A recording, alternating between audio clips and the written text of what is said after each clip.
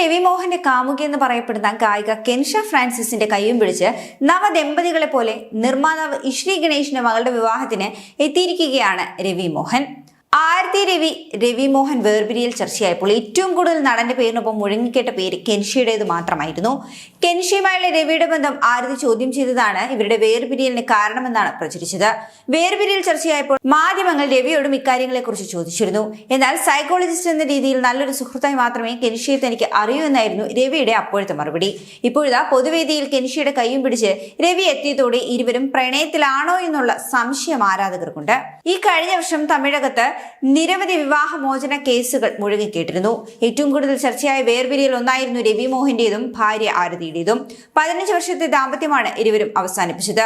2 മക്കളാണ് ഇവർക്കുള്ളത്. പെട്ടെന്നൊരു സുപ്രഭാതത്തിൽ ആരതിയുമായുള്ള വിവാഹബന്ധം താൻ അവസാനിപ്പിക്കുകയാണെന്ന് രവി സോഷ്യൽ മീഡിയയിലൂടെ പങ്കുവച്ച പോസ്റ്റിലൂടെ പ്രഖ്യാപിച്ചു.